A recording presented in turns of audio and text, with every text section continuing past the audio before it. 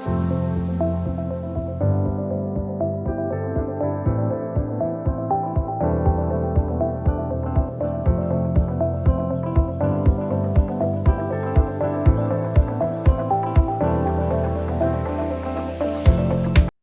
everyone.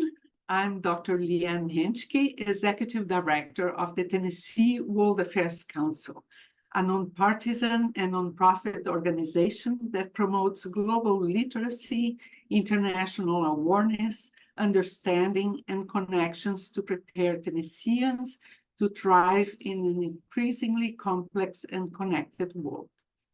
Today, we are here to present Henry Tugendhat, hosted by the Tennessee World Affairs Council board member Tim Douglas, as part of our webinar Global Dialogue.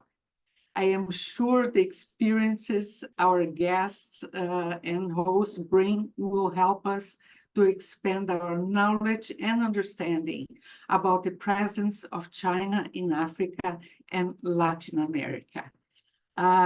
Let me introduce the moderator of today's webinar. Tim Douglas was born in Nashville, graduated from Montgomery Bell Academy, received his BS in engineering, economics, and a master's degree in diplomacy and international commerce.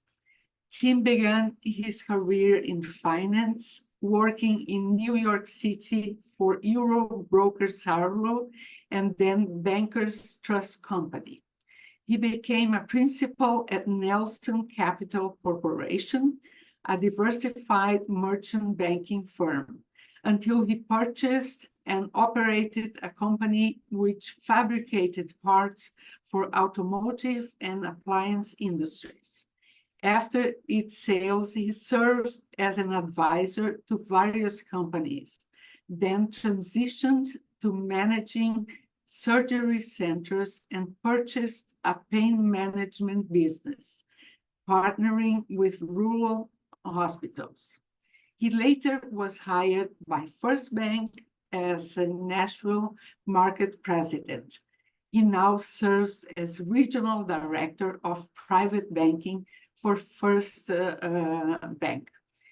Please, I would like you to use the chat to ask questions when we open to questions. I now will turn it over to Tim. Thank you, Leanne, and thank you, Henry, for being with us today. I am going to moderate a conversation with Henry Tugendhat, and Henry is an economist with the China team at the U.S. Institute of Peace. He focuses on issues related to China's impact on conflict dynamics in Africa and Latin America. Henry's worked on these issues for over a decade through previous employment at the Institute of Development Studies in the UK, the China-Africa Research Initiative at Johns Hopkins University's School of Advanced International Studies, and the World Bank Group's Macroeconomics, Trade, and Investment team. His core areas of interest include conflict economics, telecommunications, and cybersecurity in the context of China-Africa and China-Latin America relations. Henry lived and worked in China for 3 years, holds a master's from the School of Oriental and African Studies at the University of London, and a bachelor's from the University of Leeds.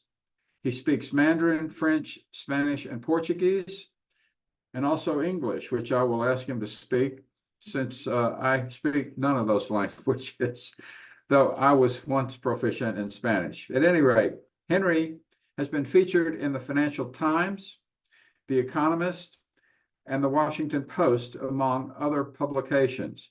He's also published peer-reviewed journal articles and is currently finishing his PhD at Johns Hopkins. His dissertation is on Chinese telecommunications in Africa. And again, Henry, thank you for joining us. And while I have several questions for you, I think it might be worthwhile to start by asking you to speak generally about China's impact on various matters in Africa and Latin America. This has been your area of expertise and study for the past 10 years. So opening remarks, maybe you can help us understand the view from Washington, the view from China, and the view from Africa and Latin America. And after your opening comments, I'll ask you some more general questions about the impact on the United States, Chinese involvement in Africa and Latin America, and also more generally about the Chinese impact on the United States and our strategic relationships. So again, thank you for joining us today. And please give us your perspective on China and its impact on Africa, Latin America, ramifications for America, and really what's on your mind about what's important with regard to China. Thank you so much. Well, and thank you so much for having me. It's a real honor and a pleasure to be here. I really appreciate the opportunity to meet with you and have this discussion, especially at such a seminal moment for all of these issues. So I'll try and keep these opening remarks brief and to give us plenty of time for questions and answers, because I'm sure that will be a much richer discussion. But I think just to give a brief overview, typically the main concern here in Washington is really that China presents a threat to US interests in Africa and Latin America, right? And these might be perceived as threats to US values, such as democracy and human rights, threats to US business interests, and even security threats in the form of overseas military basing, potentially. There's also a concern at how significant China has become as an economic partner for many of the countries in both these regions. And there's also a concern of the fact that China now has the second largest GDP in the world and has been investing heavily in the build out of its military in recent years. And so many of these concerns are absolutely valid.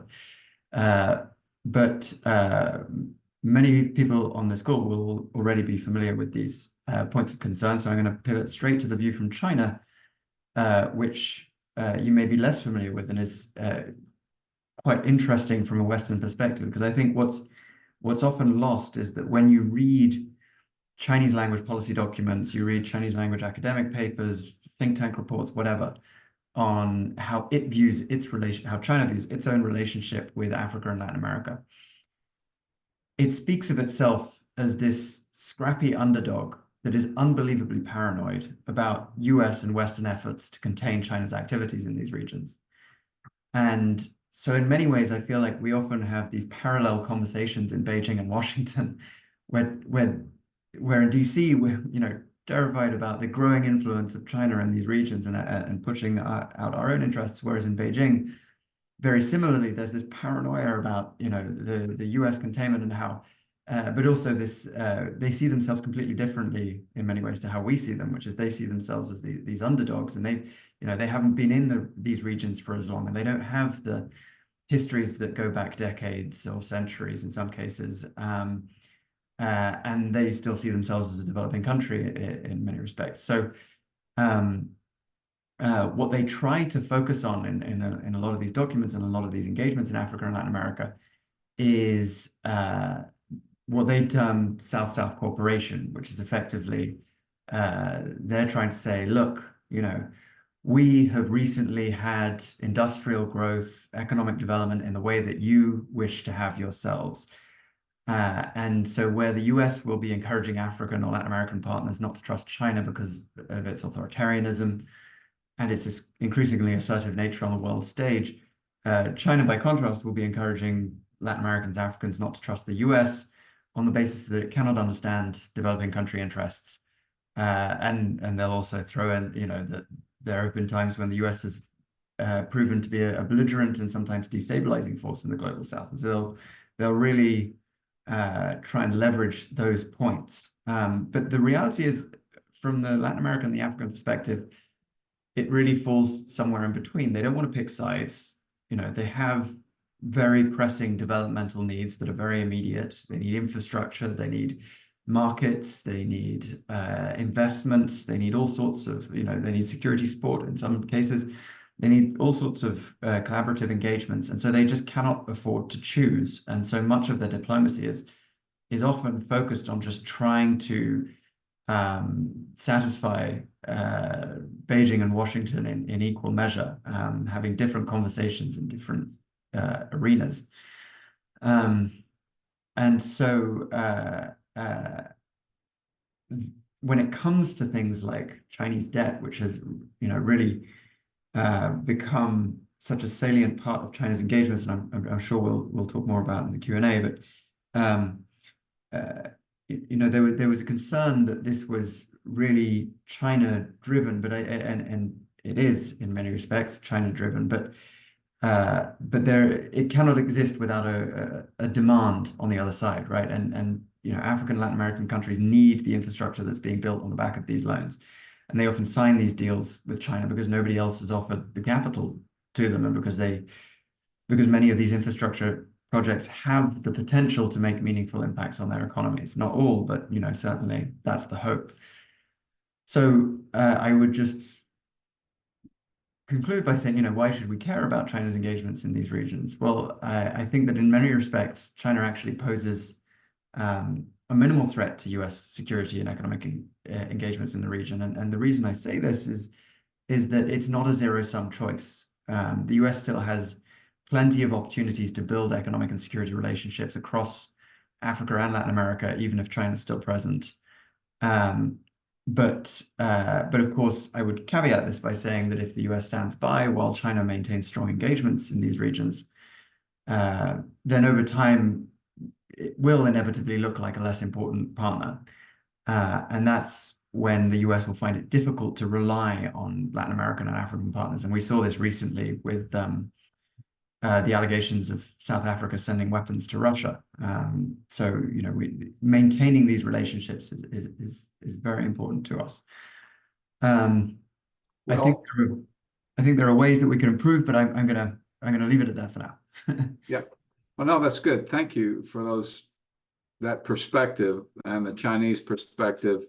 And it is something that very few of us are aware of. For the last 3 decades, I think every Chinese foreign minister's first overseas trip of the year has been to Africa. And this year continued the tradition with China's Foreign Minister Wang Yi visiting Egypt, Tunisia, Togo, and the Ivory Coast. And notably, every one of these countries is coastal. And do you think China's current considerations in Africa are centered around economic interests, military interests, some combination?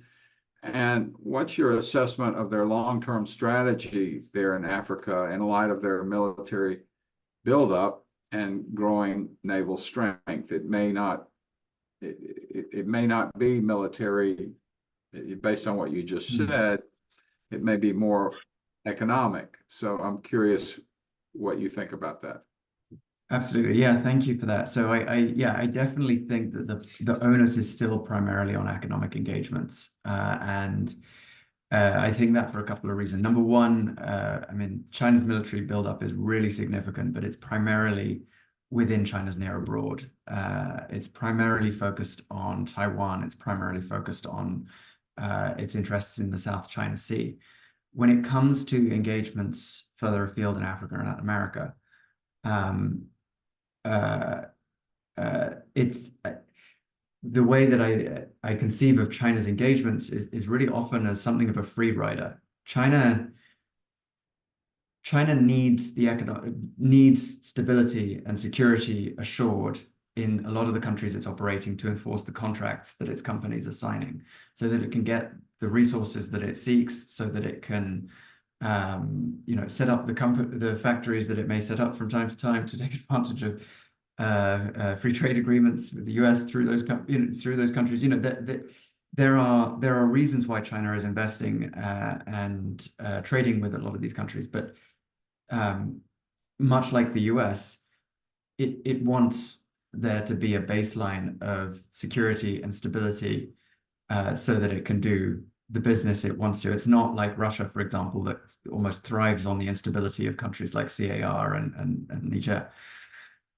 So when it comes to the need to defend those economic interests, China has started to step in a little bit more cautiously. Libya was really the watershed moment for China. The invasion of Libya that effectively kicked out all Chinese oil interests overnight was a huge wake-up call for China, and they started that. That was around 2014.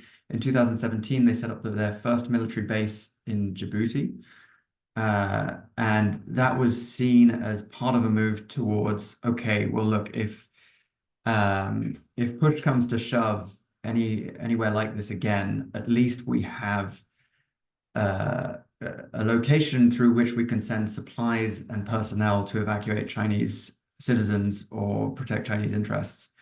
But I would come back to the point that to the greatest extent possible, it will seek to avoid getting involved in military conflicts, partly because it's it considers it a waste of money if the French and the Americans and everyone else is going to get involved anyway. But partly because of the optics of it, they want to try and maintain this semblance of, oh, you know, we're not going to meddle in other people's affairs, even though that's, you know, that's been disproven. You know, they meddled in South Sudan, they've meddled in Guinea recently. So yeah, I think for to the greatest extent possible, they will maintain the economic focus. They will at the same time continue to probe areas where they can develop greater security engagements, and of course there are all the ports that they're building that many of which have dual use capabilities. Whether they will be able to use them or not, but I don't think they're looking quite yet to compete with, say, the US's 29 military bases across the continent. You know, in Africa, for example. So far they've just got one, and I can foresee another one on the horizon, but I don't think we're going to get a massive increase anytime soon. One of the economic initiatives, the Belt and Road Initiative, has, I think, been impacted somewhat by a weakening Chinese economy this year. So can you give us, just for the people listening in, your perspective, what is the Belt and Road Initiative? And then in light of the economic weakness in China, how has that been impacted? How has that impacted their economic involvement in Africa and elsewhere? Yeah, that's a great question, because I think ultimately the Belt and Road Initiative is whatever anyone wants it to mean. Effectively, it is a superb deployment of Chinese marketing, effectively on a program that sounds very impressive, and you'll often see these maps that will claim to reflect the final ambition of the BRI, and you'll see these huge numbers thrown around. But when you actually drill down on the details of, you know, what does the Chinese government itself say that this program is, you find that there is an awful lot of smoke and mirrors around this. It is, to put it in context, China has been lending to Africa, Latin America, and other regions since around 2002, 2004, mainly through the China Development Bank and China Exim Bank. The BRI began in 2013. So already there was a 10-year, you know, China was already lending before the BRI existed. China then effectively absorbed the premise of China Development Bank and China Exim Bank lending as part of the BRI. But the fact is, these institutions were created to generate business for Chinese enterprises, whether or not the BRI existed or not.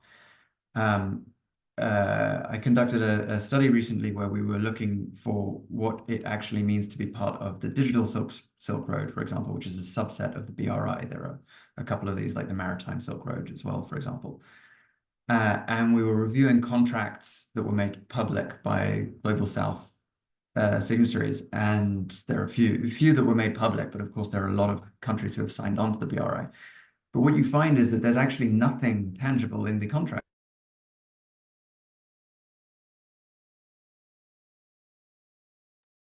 Henry, I think we lost you there.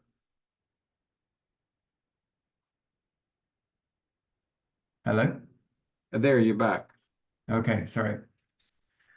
Sorry, I'm in the office, so I should have a good connection. Let me know if it cuts out again. But I was talking about the memorandums of understanding. Am I picking up at the right place? Okay.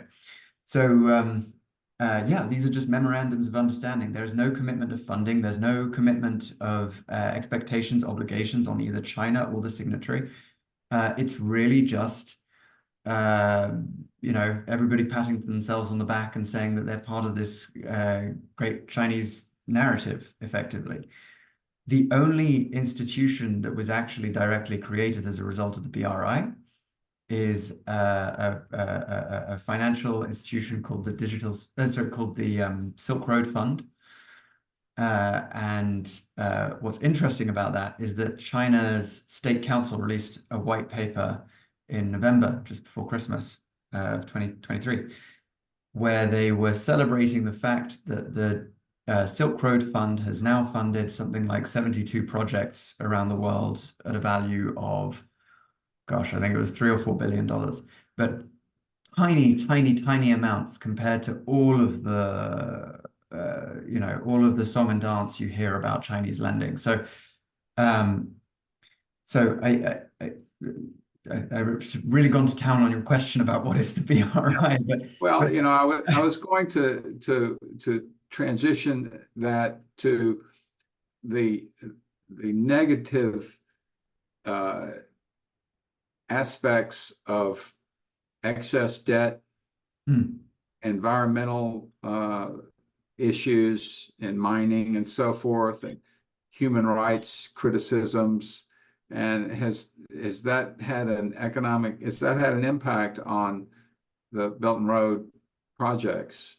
Yes. Well, so here's the thing. I think it's far more fruitful to just talk about the debts specifically, because it exists. I think it existed independently of the BRI, and it'll continue to exist independently of the BRI, whether it has this framing or not. And I think what's useful about this focus is, as you alluded to, you raised the what does this mean in the context of China's economic slowdown? I think we're at a really interesting moment now, because the debts or rather the lending to Africa and Latin America has decreased significantly since 2016. And yet China appears to be still lending to other regions like in the Middle East and Southeast Asia. And they're talking now more about small is beautiful. They're focusing more on smaller projects. But I think effectively what we're seeing is that China has been bitten by its massive excess of lending to so many global South countries. And it's been bitten for two reasons. One is that the capacity of many of these countries to borrow more is now totally satiated. They can't borrow more because they're not repaying the loans that they already borrowed. Some are defaulting in some cases.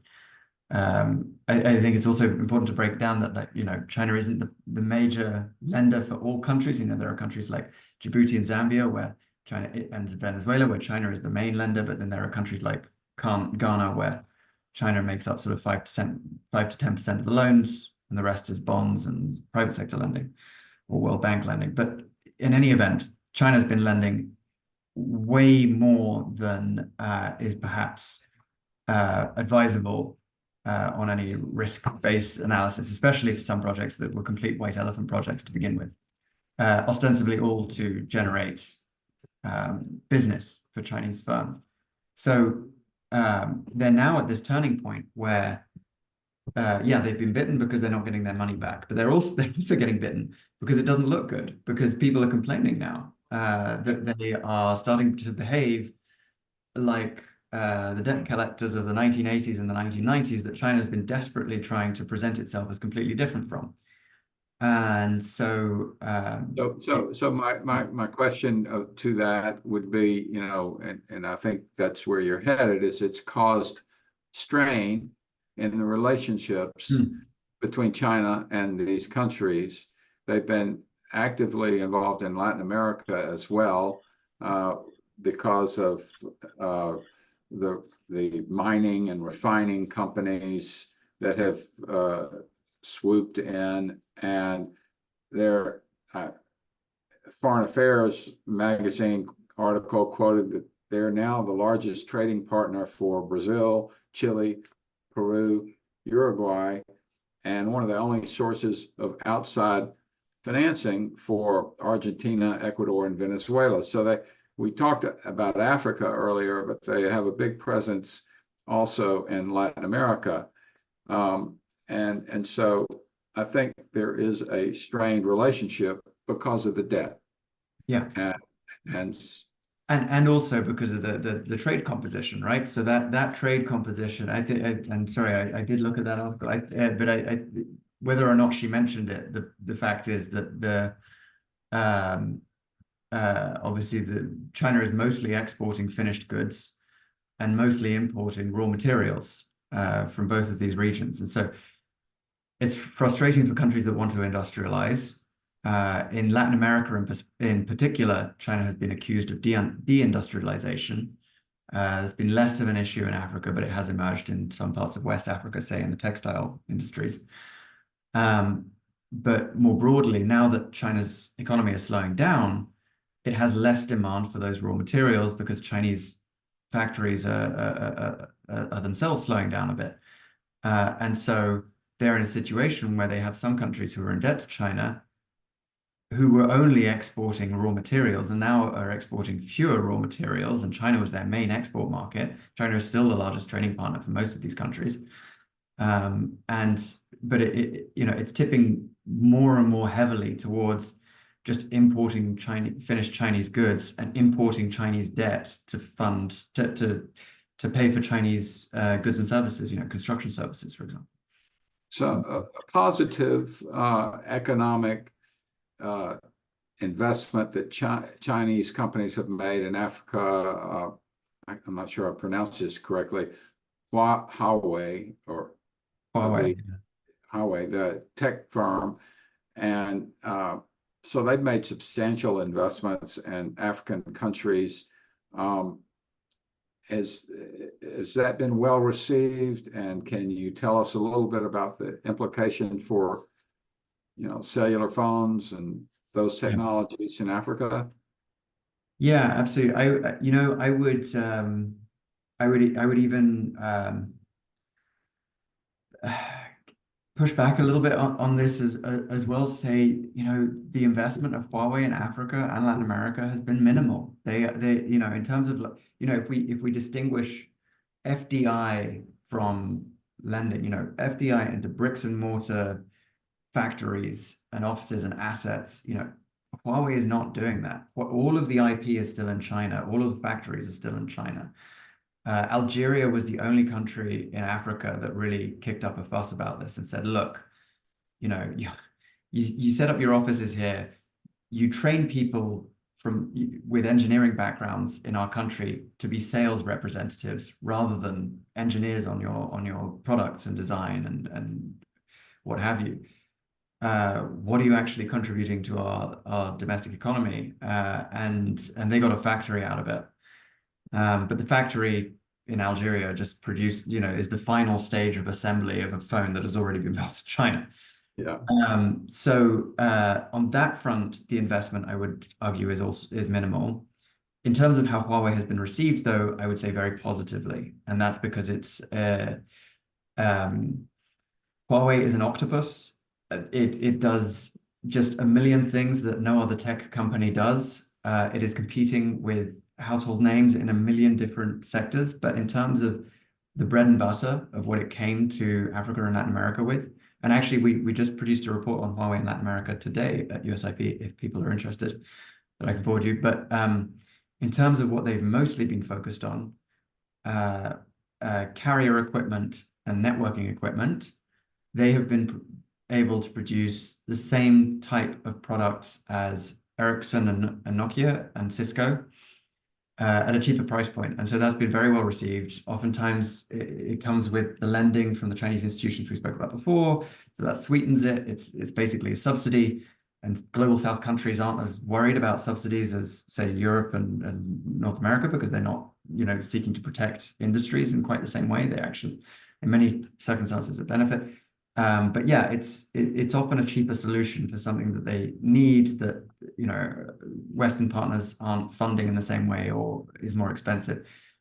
The only caveat there, though, is when you start looking at the other areas that Huawei operates in. So, data centers, for example.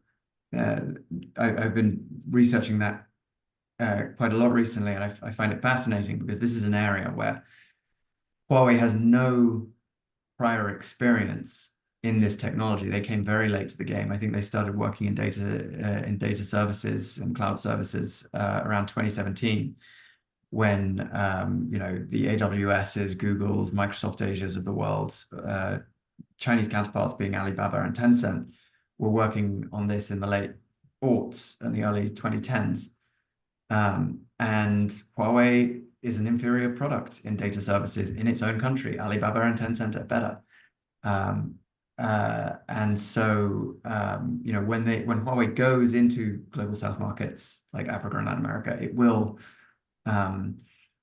try to ride on the reputation that it had from the previous generation of technology that was very significant 5 years ago. And that's been well received. But in terms of how successful it's pretty mixed. And I'll finish on an example. Johannesburg police, massive crime problems in Johannesburg that I'm sure we've all heard of. They used Huawei Cloud Services when they contracted them effectively 4 years ago, and they were already giving up the contract, and they're looking to switch to Alibaba or one of the Western firms. But it's that's a good depends on the area.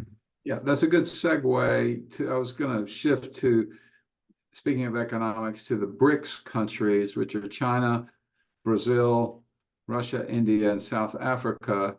And I'm wondering what you feel China's strategy is for the BRICS initiative. And they recently expanded the countries to include a couple in Africa, such as Egypt, Ethiopia, and then Argentina in Latin America. So what do you think is the Chinese strategy behind, and economic strategy behind, this BRICS initiative? And why have they felt a need to create this BRICS organization? So what are your thoughts about that? I see the BRICS as fundamentally seeking to create an alternative to the G7. Basically, it is as they perceive it, a global South, but it's really middle income community, a middle income country community alternative to the G7. I think its greatest strength is in its symbolism as just that. I think that does matter. And I think it presents itself as or it tries to present itself as a group to which other global South countries could try and engage with or speak to. And of course, it has shared projects like the New Development Bank, like an alternative to the IMF called the Special Reserve Fund, I think it was called, but we haven't heard about that in about 6 years. But it shares many of the same problems of the G7. It has no secretariat. It has no mandates. But I think it even shares more problems than the G7 in that it's more fractious. There is less homogeneity. There's less agreement between the founding members, let alone the people that they've just brought in. Just by way of example, Argentina, who within 6 months of being told it was in, new administration now says, actually, no, we're not going to be joining. They have a new president there. Hmm.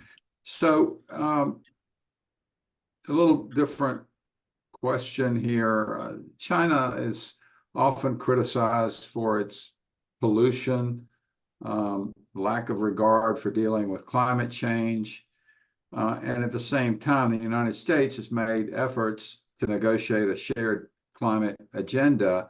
And recently, the U.S. Special Envoy for Climate Change, John Kerry, recently retired. Is this an issue that's anywhere near top of mind for the Chinese, climate change? Yes, from an industrial perspective. From a very transactional place, yes. I mean, the whole Chinese political and economic machine is shifting very heavily towards capturing markets for the green revolution. So they're, investing heavily in solar panels, in electric vehicles, you name it. They really want to dominate these new markets. But in terms of their own track record, I mean, they've still got coal-fired plants up and down the country. They've still got massive emissions problems. They're still defending themselves to the hilt, saying, "Look, all the Western countries polluted without any barriers to get to where they are today, and we're going to do the same thing. So, it doesn't matter how many small island nations complain to us, we're going to keep going." And so what they do when the small island nations complain is they say, "Look, we're not going to do anything to change our behavior, but if you need some reconstruction after your next hurricane, we'll be there to help." All right. Well, again, shifting to more of a defensive, geopolitical, strategic issue, I feel like I need to raise the topic of our concern about Taiwan and China wanting to make Taiwan part of China again. And China has also been very supportive of Russia and its conflict with Ukraine. And so with all the other conflict in the world, a Chinese incursion into Taiwan would obviously cause tremendous disruption and military conflict. Along those lines and conflict, at the end of January, FBI Director Christopher Wray warned that Chinese hackers are preparing to wreak havoc and cause real-world harm to the United States. And perhaps they might want to manipulate public opinion. So I think there's a lot there. I'm just wondering, and I know this hasn't been your area of study, but can you give us some thoughts on how you think the United States is addressing some of these concerns about China trying to bring Taiwan back into becoming part of China, and also the hacking and that is supposedly being led by the Chinese government? Yeah. I mean, it's significant that Biden has effectively moved away from the US's previous long-standing position of strategic ambiguity, which is to say, as long as the US switched relations to China in the 1980s, it was, or 1970s, sorry, it was, the idea was to say, yes, we adhere to the one China policy, and in the event of any sort of conflict between Taiwan and China, PRT, we're not going to say which side we would come down on. Now now the US and Biden in particular has been much more forthright in saying we stand by Taiwan. It was previously the case that every outgoing US president would sell a huge raft of weapons to Taiwan in their last 3 months in office. And that was a way effectively stopgapping our commitment to Taiwan, whilst knowing that they would anger China, but only in the last 2 or 3 months of their term. So the next president could pick up with a new slate and say, "I'm so sorry." We're shifting to a different model. But just on your question of the hackers, right? You asked about the hackers. About the hackers, and that, the hackers perhaps through TikTok and other means influencing public opinion about a Chinese potential incursion into Taiwan. That's one thing. And also potentially debilitating the electrical grid and those sorts of things. I mean, you see that as a threat. These are different topics. And, I'm sitting here thinking about Hong Kong and how they did not live up to their agreement when Hong Kong was absorbed back into China. And I'm just wondering how you see the United States reacting to this, how you see the Chinese, what their steps are going to be to try and bring Taiwan back into the fold. And it's a broad topic. So I don't know what your thoughts are about hacking or influencing public opinion through social media. The election, are they gonna, we've got an election this year, are they gonna get involved? Okay, well, these are broad buckets, but so I guess just quickly on Taiwan, the way that China sees it is that the US has changed the status quo. Or rather, that's how they frame it. They say, we didn't change anything. You're changing the status quo. You're militarizing the Indo-Pacific. And if you push Taiwan too far, if you make it feel too strong, and if you try and contain us more with Japan and Philippines, then we're going to push back. And so if we invade Taiwan, it's your fault, basically, is the narrative that they're creating and that they're trying to disseminate across the global South. On the hacking, they're definitely hacking the US. Obviously, Christopher Wray was highlighting that.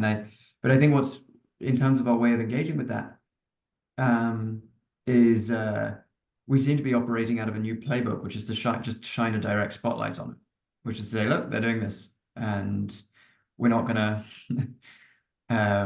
be secretive about it. And they're doing this in the UK. The GCHQ is talking about this as well, the UK's equivalent of the NSA. I think it's a bit of a surprise for countries like China and Russia now that we're using this new approach, hunt forward, they're calling it. Just like just before the Russian invasion of Ukraine, calling out exactly what they were doing and what they were going to do. We're still reeling from, we learned quickly, I think, from the early 2000s with Edward Snowden that, we had secrets and we were doing things. And when people shone a spotlight on us, it was very uncomfortable. And I think, and of course, China and Russia were using that to finger point to no end at the time. And so I think this new approach is something born of that. You say, well, two can play at that game. We can share your secrets too. And the Filipinos are using that in a fantastic way. Actually, they're documenting everything that China's doing in the South China Sea with journalists in real time with drones, and it's really putting China on the back foot. They just don't know how to engage with this because they don't like to look like bullies in public. They're fine with looking like bullies in private, but that's how I think we're dealing with it. Well, one of the things you said early on here when we started was the Chinese view themselves as being the underdog, if you will, and the way they report their position in the world. And so I guess my final question would be, there's so much happening in the world. I was reading about Niger and negotiating with Iran to supply Iran with uranium, and the ruling military junta there is allying itself more closely with Russia, and there are all of these things going on in the world. And in the past, we would look at Russia, and even though Russia is very small economically compared to China, we would see that and believe that Russia was trying to influence world behavior. Do you think China is becoming more involved in playing behind the scenes and playing a role to try and influence politics around the world more than they have in the past? Yes and no. I mean, if we would speak specifically about Niger, for example, I think that China, I find it very hard to believe that China is involved behind the scenes in any significant way. I think they are waiting to see how this plays out effectively. Again, they just want stable countries who they can engage with. They don't really necessarily care about the system of governance, whether it's a democracy or an autocracy. They just want to know that they can engage with the leader of that country.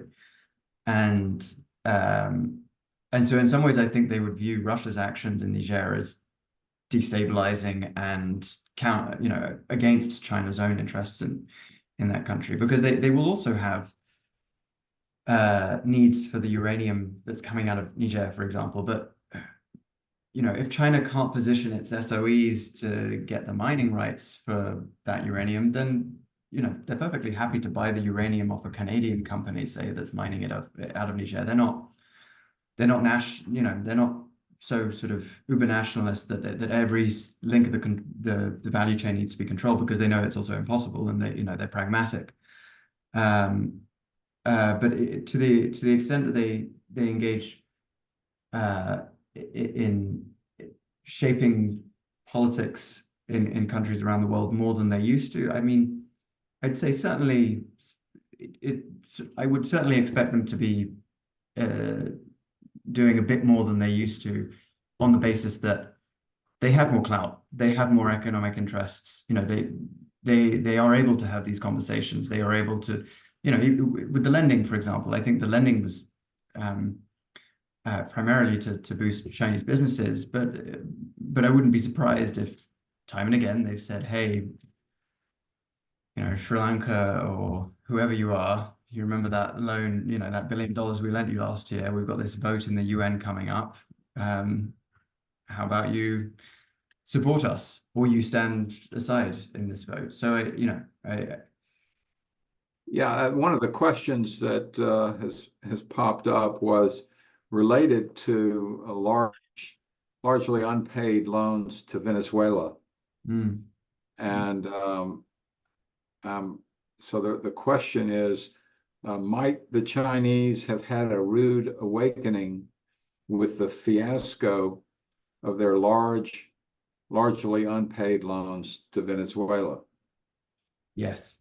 I think that's the biggest catastrophe in Chinese lending for the 20 years, just in terms of scale. It is the biggest.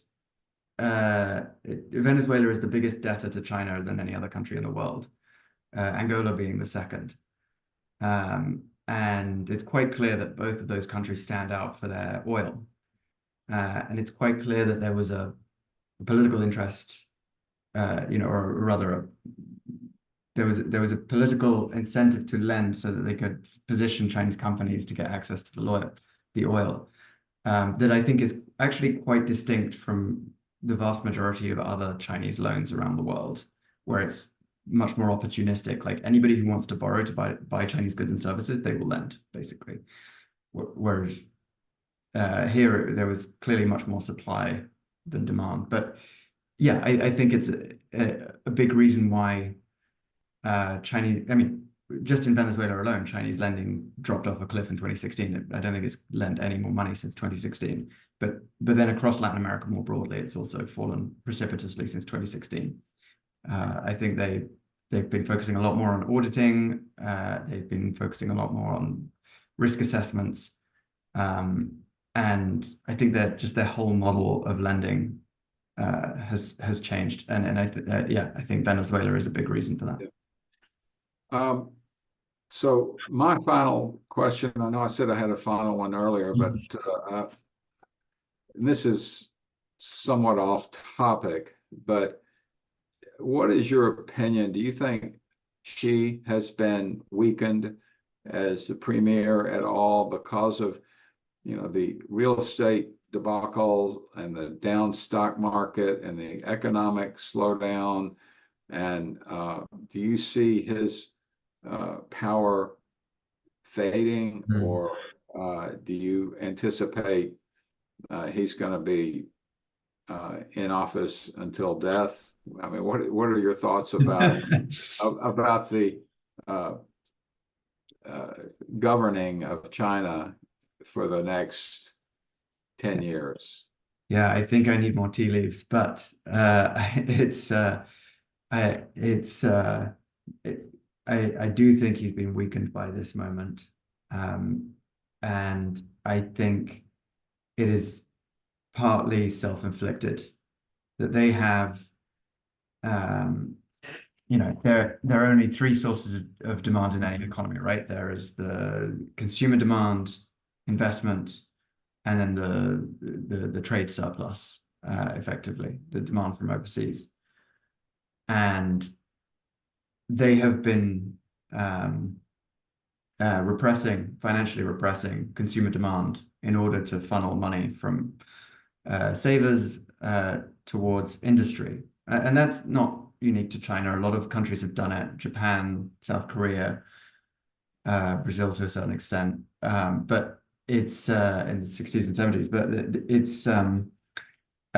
it can only go so far, right? Because when you're sending all of that money to business and to financial institutions that are going to invest in properties, at the beginning it can go really well, as it did for China from 1980 to 2000. But from 2000 to 2020, they have had a completely unsustainable domestic debt portfolio, and that's effectively why I think they started exporting that capital overseas.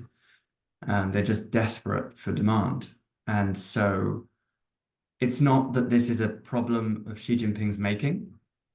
This is a problem that started way, way, way, way before him. I mean, you could even trace it back to 1949 in terms of this economic system that they've been developing, obviously with interruptions during the Cultural Revolution. But in terms of this current present moment, how they're responding to it, the news this morning in the FT was that Xi Jinping's stimulus of, I think, something like 10% of GDP into the manufacturing sector that has led to a 6% rise in manufacturing since last year, is being hailed as a success within China. But it's not a long-term success. They are just doubling down on the same problem that they've had for the last 15 years. They've known this problem is coming and they just cannot get out. They are a deer in the headlights. They cannot get out of this problem of needing to stimulate consumer demand, because what they're afraid of is price instability. They're afraid of inflation, and they're afraid of the social instability that could create. So, and then, sorry, the other thing that they're afraid of is any company's success that is not effectively controlled by the state. So a lovely example of this is Alibaba and Tencent. They just don't trust them. And so they're doubling down on a company like Huawei that doesn't have expertise in their area. So I don't see these problems getting any better anytime soon. But I can totally, if the status quo was to remain, I can totally see how these economic issues could grow and Xi Jinping's power could wane. But of course, there are so many variables here, right? In terms of what would an invasion of Taiwan do? What would improve relations with Russia for its energy security do for China? You know, how, anyway. Yeah, well, thank you. There's one last question from a listener, which I will read. It says, is there more opportunity between China versus the US and the West in the intermediate term than there is risk? And if so, what would you recommend for action by the West? I'm not sure I follow that exactly, but is there more opportunity between China versus the US and the West in the intermediate term than there is risk? And if so, what would you recommend for action by the West? I think, in other words, is there more opportunity to work with China versus risk? And what would you recommend the West do? So, in terms of lines of collaboration with China, I think there are, you know, we cannot stop talking with Chinese counterparts. You know, that, I mean, that is a dangerous path to be on. We need to maintain lines of communication at all levels, you know, government, but also science community, youth communities. You know, we need to be able to understand one another, because this is a very frightening time in the relationship, frankly. And so I think there are opportunities for engagement. I think they should be promoted, but it's going to look different to how it did in the last 10, 20 years, right? I mean, it seems it's difficult to, because here's effectively what fell apart in the relationship between China and the US most recently. For the longest time, you had people in Washington, D.C., certainly in the defense sector, and even in, you know, perhaps some of the foreign policy making institutions that were skeptical of China, that didn't quite trust them. But we had a very strong pro-China lobby among the business community, because there was a lot of business to be made, and there was, you know, there was a genuine hope as well among not just the business community, that by engaging commercially with one another, we might have, you know, better relationships more broadly. We might be more at peace with one another. And I think the shoe fell off that that strong line of engagement as more and more Western companies became frustrated about doing business in China. That they were being forced to hand over their intellectual property, or they were just getting robbed of it, point blank, or all of the hurdles that they had to jump through, and then they were cut off from the markets that they were being promised for 5 years. And so effectively, once China lost the support of big US commercial players like Caterpillar or Boeing or whoever, I think that's when there was nobody left really to defend that kind of engagement in that kind of trade imbalance as had been occurring for 10, 20 years. So so as I say, I don't think, you know, I don't think that cooperation is dead, and I don't think it should be considered. You know, I think it is imperative that it is improved. But I don't think it's going to come through the business community in the way that it did previously. I think we're going to have to think a lot more creatively from the ground up in terms of things like, okay, you know, AI regulation and you know, rules on new technologies around agricultural technologies, for example, but also educational exchanges, that kind of thing. And there are still areas where we can collaborate on in the global south, like global value chains that affect conflict-afflicted countries, like diamonds and illegal mining and illegal logging that is sent to China to produce furniture for American consumers. So there's a lot we can still work on. Well, Henry, this has been enlightening, and thank you for your time and your thoughts. We could go on for quite some time here, and I really appreciate your comments and insights. I'm going to let Leanne, I'm going to turn it over to her to wrap up, and thank you again so much. Thank you. What a wonderful conversation. Thank you so much for your time, Henry and Tim. This is very important for the Tennessee World Affairs Council, going beyond the news that we have access. And so making a critical analysis of what is going on also in different regions of the world. So thank you so much. The program of today will be archived and available on teenwalk.org soon. As we continue the Council's program, we will have 2 events coming up in May. May 6, 5:30 p.m. in person, Daniel Bishop. He is the Director of European Eastern Affairs at the State Department. And May 21 at 12 p.m., we will have a webinar with Mona Yacobian, Vice President of the Middle East and North Africa Center also from the U.S. Institute of Peace. So soon we are also going to release our Distinguished Speakers series for the fall. Please find more information on our website. And consider becoming a member and supporting us to carry out our mission. It is so important to know what is going on around the world, especially nowadays. Thank you all, and goodbye for now.